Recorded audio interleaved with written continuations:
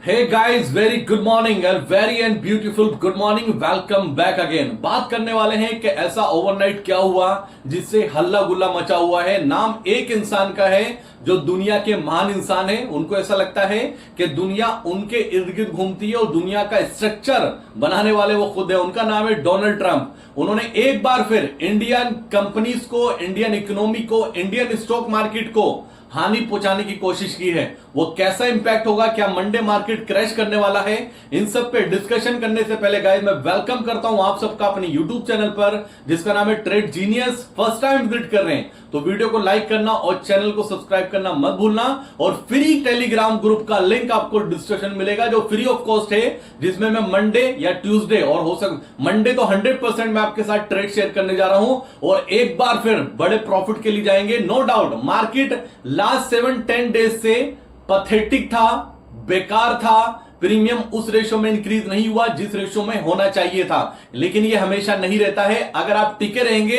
तो पैसा बनेगा। तो बात करते हैं सबसे पहले डोनाल्ड ट्रंप के बारे में गाइस।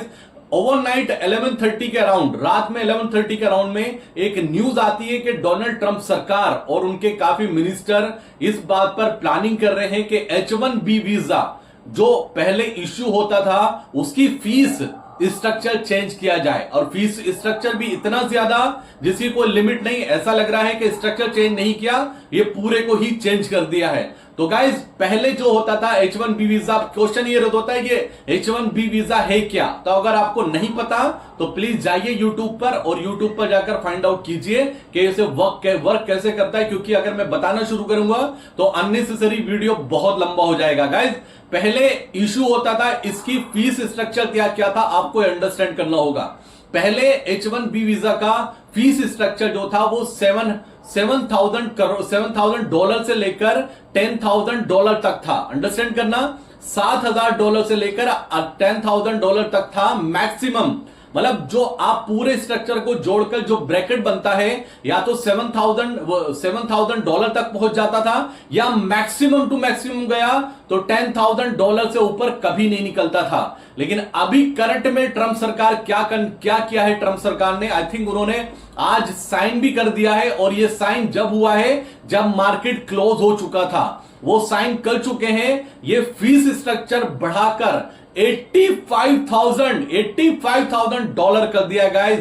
$85,000 मतलब एक बड़ा नंबर, ऑलमोस्ट 15 टाइम इंक्रीज किया गया है।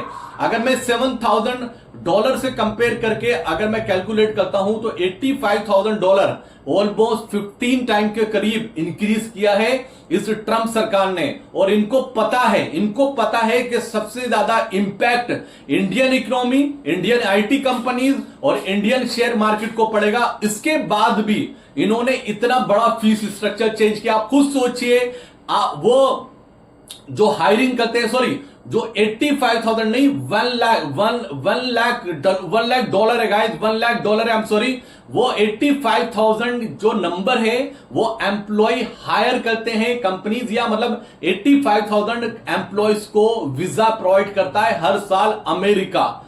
जो फीस स्ट्रक्चर है, जो मैं 85,000 बोल रहा था, वो फीस स्ट्रक्चर $1 लाख पहुंच चुका है। 1 लाख, ठीक है। 85,000 वो नंबर है जो एम्प्लॉय या अमेरिका H-1 वीजा हर साल इशू करता है। अब ये अंडरस्टैंड कीजिए आप इस बात को गाइस, 7,000 से लेकर 1 लाख यानी कि 15 टाइम इंक्रीज होना, $1 लाख होना। आप 85,000 H-1B वीजा इशू करते हैं पर ईयर। उसकी अगर मैं कैलकुलेशन करता हूं तो बहुत सारी ऐसी कंट्री है जितना इनका जीडीपी भी नहीं है, उतना अमेरिका हर साल पैसा बनाने वाला है। अंडरस्टैंड करना, उतना अमेरिका हर साल पैसा बनाने वाला है। चाहे हमारे पड़ोसी मुल्क की भी अगर मैं बात करता हूं, इतनी उनकी जीडीपी भी नहीं है जितना वो हर साल इस प्रोसेस को कंप्लीट करने के बाद पैसा बनाने वाला है।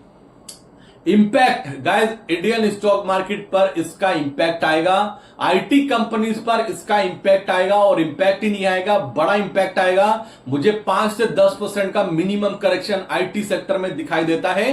मंडे के सेशन में मैं सरप्राइज नहीं होने वाला कि आपको इंफोसिस, टीसीएस, विप्रो, एचसीएल इन कंपनीज में कम से कम 4 से 5% की गिरावट आपको देखने को मिले और आईटी इंडेक्स आपको 5% तक मिनिमम टू मिनिमम गिरावट दिखाता हुआ नजर आएगा और निफ्टी एक बड़ी गैप डाउन ओपनिंग दे सकता है। और उसके साथ साथ में बैंकिंग भी गिरेंगे, बैंक निफ्टी भी गिर सकता है। उसका रीजन क्योंकि इन कंपनीज में, आईटी कंपनीज में अच्छा खासा एक्सपोजर है बैंक का, बहुत बड़ा एक्सपोजर है। जितनी अच्छी कंपनी है उतना बड़ा एक्सपोजर बैंक का है।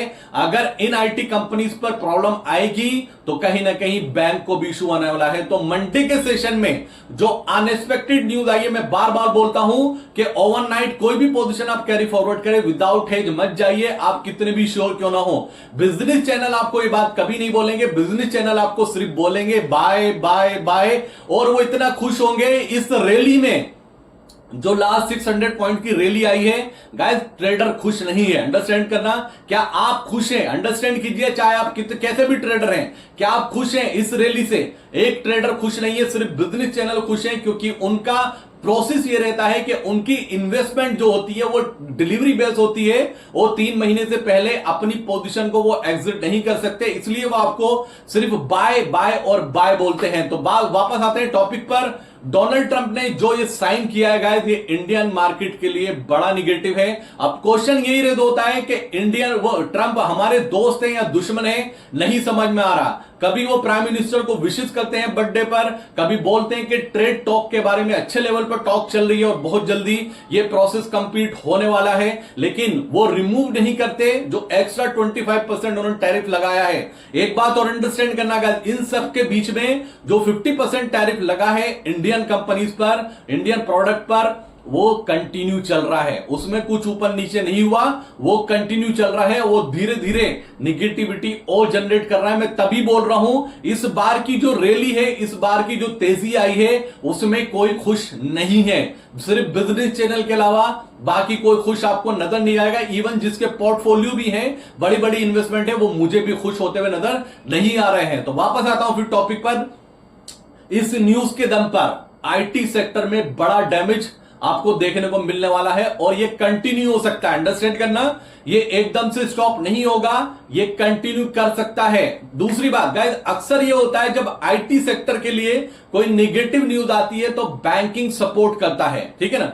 मैंने अपने एक्सपीरियंस में कई बार ऐसा देखा है कि एक्सेंचर का रिजल्ट खराब आया यूएस मार्केट में, उसके दम पर आईटी सेक्टर नेगेटिव खुला, निफ्टी 100 पॉइंट माइनस खुला, लेकिन बैंक निफ्टी फ्लैट खुला और बैंक निफ्टी फ्लैट खुलने के बाद एक बड़ी तेजी दिखाता है और वो अपने साथ साथ जो निफ्टी माइनस में है उसको भी प्लस में कर लेता है एंड ऑफ द डे। ये मेरे साथ हुआ है, जो मैं आपको एक्सपीरियंस शेयर कर रहा हूं। तो क्या ऐसी भी सिचुएशन बन सकती है कि आईटी सेक्टर डैमेज करे, आईटी अलग गिरे, लेकिन बैंकिंग में पैसा शिफ्ट होता हुआ नजर आए आईटी सेक्टर से, और बैंकिंग रिवर्स हो, बैंकिंग तेजी करे और इतनी बड़ी तेजी करे कि निफ्टी को भी अपने साथ निगेटिविटी से पॉजिटिव वे में ले जाके खड़ा कर दे। तो ऐसा भी हो सकता है, ऐसा भी हो सकता है। तो एक्टिव रहिएगा गाइस, कुछ भी हो। मंडे मॉर्निंग में हमें ट्रेड लेना है एनी हाउ। फ्री टेलीग्राम को ग्रुप का लिंक आपको डिस्क्रिप्शन में मिलेगा, जाइए जाकर ज्वाइन कीजिए, क्योंकि मंडे ट्रेड मिस नहीं करना है। और दूसरी बात, जो आपको इंडिया विक्स अभी तक डाउन होता हुआ नजर आ रहा था, वो इंडिया विक्स भी शूट अप करता हुआ नजर आएगा। बाकी ग्लोबल मार्केट बात करने लायक कुछ नहीं है, क्योंकि ये इशू जो जनरेट किया है मिस्टर डोनाल्ड ट्रंप ने, वो इंडियन इकोनॉमी के लिए क्या है और इंडियन मार्केट को सबसे ज्यादा इंपैक्ट पड़ने वाला है, क्योंकि इंडिया नंबर 1 पर है जहां H1B वीजा का इशू क्रिएट किया गया। सिर्फ और सिर्फ इंडियन को टारगेट किया गया और कुछ नहीं, अननेसेसरी। मैं झूठ नहीं बोलूंगा, रियलिटी यही है कि सिर्फ और सिर्फ इंडियन को टारगेट किया गया है डोनाल्ड ट्रंप के द्वारा। तो मंडे के लिए रेडी हो जाइए गाइस। अगर मैं बात करता हूं इन्फोसिस के एडीआर की, 4% डाउन है, 4% डाउन। विप्रो का एडीआर 2.5% डाउन है, एक टाइम पर 4-5% डाउन था। अगर मैं एचसीएल के एडीआर की बात करता हूं 1% से ज्यादा डाउन है। ये तो अभी डाउन हुए हैं और ये मार्केट क्लोज होने के बाद न्यूज आई है। अंडरस्टैंड करना, ये जो साइन किए डोनाल्ड ट्रंप ने प्रेस कॉन्फ्रेंस में, ये मार्केट क्लोज होने के बाद साइन किए हैं। और गिफ्ट निफ्टी आपको 70 पॉइंट माइनस दिखा रहा है।